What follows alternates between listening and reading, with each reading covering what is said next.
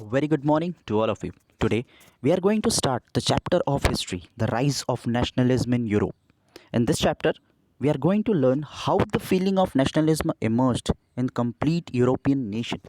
In this chapter, we are going to cover total 6 topics: the French Revolution and idea of nation, the making of nationalism in Europe, age of revolution between 1830 to 1848, the making of Germany and Italy, visualizing the nation, nationalism and imperialism. Let's start with the topic, the French Revolution. We have already studied about French Revolution in class 9th. We will have a quick revision. French revolution के duration में उससे पहले की बात करें तो France में bourbon dynasty का रूल था जो लुइस 16 के अंडर में था। लुइस 16 कम्प्लीटली फोकस करता था अपने फैमिलीज़ पर यानी बर्बन डायनेस्टी पर वहाँ के लोग चाहते थे कि इस मोनार्कियल फॉर्म ऑफ गवर्नमेंट को हम उठाकर फेंक दें और 1789 में उन्होंने रिवॉल्यूशन करा और रिवॉल्यूशन के बाद वो सक्सेसफुल रहे डेमोक्रेसी को एस्टैब्लिश करने पर। डेमोक्रेसी एस्टैब्लिश कर दी गई थी। उसके बाद फ्रांस में जो जो चेंजेस रिवॉल्यूशनरीज चाहते थे उन सभी चेंजेस को इंट्रोड्यूस कर दिया गया था। क्या क्या चेंजेस थे? 1789 में फ्रांस को आज़ादी मिली मोनार्कियल फॉर्म ऑफ गवर्नमेंट से। उन लोगों ने अपने ट्राई कलर फ्लैग को इंट्रोड्यूस कर दिया था। नेशनल लैंग्वेज बना लिया गया था। नेशनल लैंग्वेज बनाने के पीछे फ्रांस का एक फ़िलॉसॉफ़ी था, वो ये था कि अगर हर एक सिटीज़न कॉमन लैंग्वेज बोलेगा तो वहाँ की यूनिटी ज़्यादा रहेगी। इसीलिए नेशनल लैंग्वेज को इंट्रोड्यूस कर दिया गया था। फ्रेंच नेशनल एंथम को कंपोज किया गया था। नए नए ओथ बनाए गए थे। Common people elect general state, अपने रिप्रेजेंटेटिव्स को चुनने का हक मिल चुका था वहाँ की जनता को। सेंट्रल एडमिनिस्ट्रेटिव सिस्टम एस्टैब्लिश कर दिया गया था। इंटरनल कस्टम ड्यूटी का अबॉलिश कर दिया था। इंटरनल कस्टम ड्यूटी यानी एक ही स्टेट से दूसरे स्टेट में अगर मुझे कोई सामान बेचना है तो मुझे उसके लिए वैरायटी ऑफ टैक्सेस पे करने पड़ेंगे। इन सभी रूल्स को एबॉलिश कर दिया था। French army spread the idea of nationalism in whole Europe. French army जिन्हें टेस्ट मिल चुका था डेमोक्रेसी का, जिन्हें टेस्ट मिल चुका था नेशनलिज्म का, वो चाहते थे कि यूरोप में हर तरफ इस आइडिया को स्प्रेड किया जाए ताकि हर कोई अपने लिए नेशनलिज्म की डिमांड रखे यानी फीलिंग को बढ़ावा दे सके और अपने आप को इंडिपेंडेंट डिक्लेयर कर सकें। पर ये खुशी उनके पास ज़्यादा दिन के लिए नहीं थी। उसके बाद उनको नेपोलियन का इन्वेजन देखना पड़ गया था। नेपोलियन ने फ्रांस में इन्वेड किया था 1799 में और उसने 1815 तक रूल किया था। नेपोलियन के आने के साथ साथ ही डेमोक्रेसी को उसने वापस मोनार्कियल फॉर्म ऑफ गवर्नमेंट में चेंज कर दिया था। नेपोलियन अपने पीछे पीछे सिविल कोड ऑफ 1804 ले आया था जिसे हम नेपोलियनिक कोड भी कहते हैं। तो whenever there will be a question, what do you mean by Napoleonic Code? You should answer Napoleonic Code refers to the civil code of 1804 which was established or initiated during the era of Napoleon. Napoleon जो था वो ना ही बहुत अच्छा इंसान था और ना ही बहुत बुरा। नेपोलियनिक कोड के बहुत सारे बेनिफिट्स थे और ड्रॉबैक्स भी थे। तो सबसे पहले बेनिफिट्स पढ़ लेते हैं। नेपोलियनिक कोड ने आते से ही फ्यूडल सिस्टम को एबॉलिश कर दिया था। फ्यूडल सिस्टम यानी क्या था? जो अमीर लोग थे वो अपनी ज़मीन को किसी गरीब व्यक्ति को दे दिया करते थे वहाँ पर काम करने के लिए और इसके बदले में वो उसे अपना स्लेव बना लिया करते थे। यानी अब वो जो कहेगा सामने वाले को वो करना पड़ेगा। इस सिस्टम को एबॉलिश कर दिया गया था। नेपोलियन डिवीजन ऑफ सोसाइटी के अगेंस्ट में था हमेशा। वो चाहता ही नहीं था कि कभी सेक्शन ऑफ सोसाइटीज़ में डिवीजन हो सके, है ना। वो इक्वालिटी में बिलीव रखता था। नेपोलियन ने बहुत सारे पीजेंट्स को सर्फडॉम से फ्री कर दिया था। सर्फडॉम यानी बंधुआ मजदूरी। उसने अपने देश के ट्रांसपोर्टेशन और कम्युनिकेशन सिस्टम को बहुत डेवलप किया था। ट्रेड बैरियर्स को इम्प्रूव कर दिया था ताकि अब ट्रेडर्स को बहुत ज़्यादा लॉसेस का सामना न करना पड़े।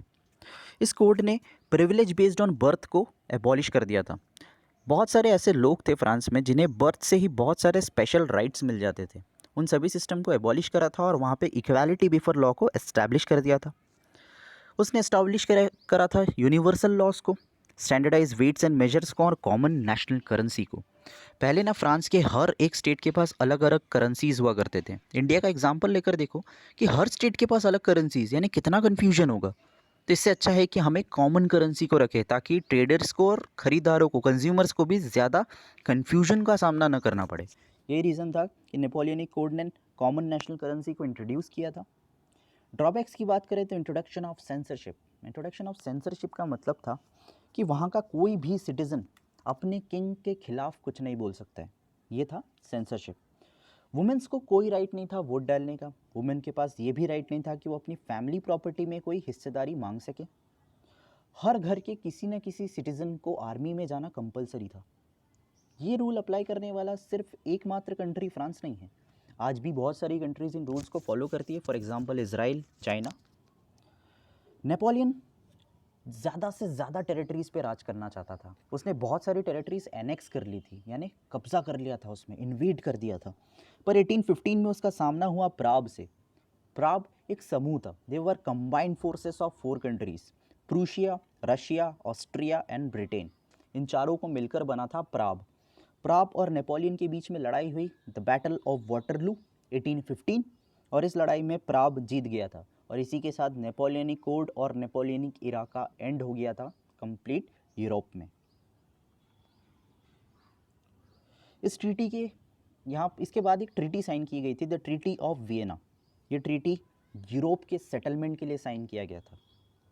इस ट्रीटी को साइन किया था प्राग ने। बर्बन डायनेस्टी के किंग जो पहले फ्रांस में रूल करते थे, उन्हें ही वापस से राजगद्दी दे दी गई थी फ्रांस की, यानी फ्रांस में अब वापस से मोनार्कियल फॉर्म ऑफ गवर्नमेंट बन चुकी थी।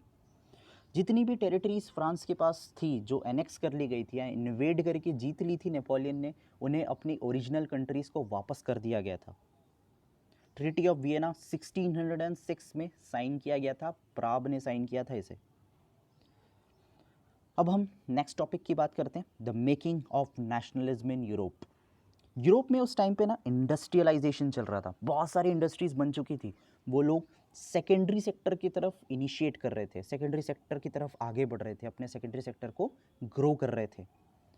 तो इसके कारण से वहाँ पर 3 अलग अलग तरह की क्लासेस बनाई गई थी, 3 अलग अलग टाइप के डिविजन्स बनाए गए थे लोगों के। सबसे पहले थे एरिस्टोक्रेसी, अल्ट्रा रिच पीपल्स, उन्हें हम एलाइट्स कहते थे, इनके पास बहुत पैसा था।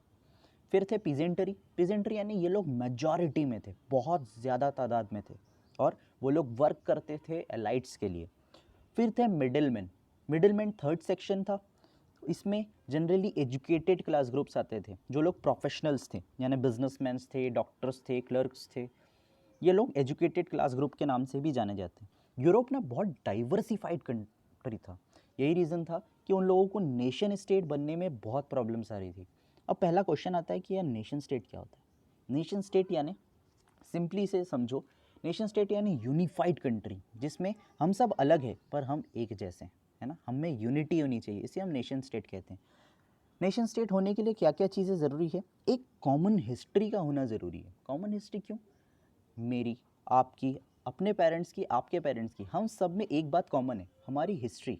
हमारे फोर फादर्स ने जिस चीज़ के लिए लड़ाई की थी, वही चीज़ किसी और के फोर फादर ने भी लड़ाई करी थी। किस चीज़ के लिए, इंडिपेंडेंस ऑफ द कंट्री के लिए, अपनी देश के इंडिपेंडेंस के लिए हमने, हमारे पूर्वजों ने जो लड़ाई करी वही आपके पूर्वजों ने भी करी। तो हम सबकी हिस्ट्री कॉमन है ना। हम सब में एक चीज़ और कॉमन है, वो है हमारी नेशनैलिटी, हम सब इंडियन हैं, है ना। तो यही चीज़ अगर कॉमन रहे तो इसे हम नेशन स्टेट कहते हैं। तो ये एक ही होता है, यानी यूनिटी का फैक्टर है ये नेशन स्टेट। तो नेशन स्टेट बनने में यूरोप को बहुत सारी प्रॉब्लम्स फेस करनी पड़ी थी, क्योंकि वो बहुत डाइवर्सिफाइड था। मिडिलमैन यानी जो एजुकेटेड क्लास ग्रुप था, उसने कुछ आइडियोलॉजीज़ को सामने प्रपोज किया था। सबसे पहला था नेशन यूनिटी, कि हम सब एक यूनिटी, यूनिफाइड फॉर्म में रहे। दूसरा था लिबरल नेशनलिज्म, लिबरल नेशनलिज्म यानी हम सब में नेशनलिज्म की भावना होनी चाहिए, हम सब एक पेट्रियोटिक भावना के साथ अपने देश को चलाएं, ताकि हम अपनी कंट्री के लिए सब कुछ झोंक सके। तो यही रीज़न था कि आइडियोलॉजीज़ कौन कौन सी थी, नेशन यूनिटी और लिबरल नेशनलिज्म। उस टाइम पे अगर इंडस्ट्रियलाइजेशन अपने पीक पॉइंट पर था यूरोप में, तो उस टाइम पे ट्रेड बैरियर्स भी बहुत ज़्यादा थे। 11 कस्टम ड्यूटीज़ ऑफ 5% ईच। अगर मान के चलिए वहाँ पर किसी ट्रेडर को अपना सामान एक जगह से दूसरी जगह बेचना है, तो उसे 11 अलग अलग तरह के कस्टम ड्यूटीज़ पे करने पड़ते थे 5% ईच। तो इससे ट्रेडर्स को बहुत ज़्यादा नुकसान उठाना पड़ता था। फिर अलग अलग करेंसीज़ थी हर स्टेट की, तो आप खुद सोच कर देखिए कि हर स्टेट की अलग अलग करेंसीज़, तो कितना कन्फ्यूजन था।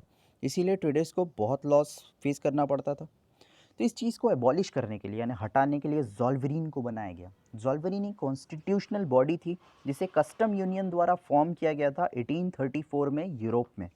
इसकी प्राइमरी ड्यूटी क्या थी, abolishment of trade barriers, trade barriers को हटा देना, ज़ोल्वरिन ने इसके साथ साथ एक और काम किया था, उसने 30 अलग अलग टाइप के करेंसीज़ को उठाकर सीधे 2 में चेंज कर दिया था, ताकि अब ट्रेड को सिंप्लीफाई किया जा सके, अब ट्रेड को प्रॉफिटेबल बनाया जा सके, है ना। आई होप आपको ये पार्ट समझ में आया है। नेक्स्ट पार्ट अपन नेक्स्ट पार्ट में पढ़ेंगे। चलिए, thank you and have a nice day.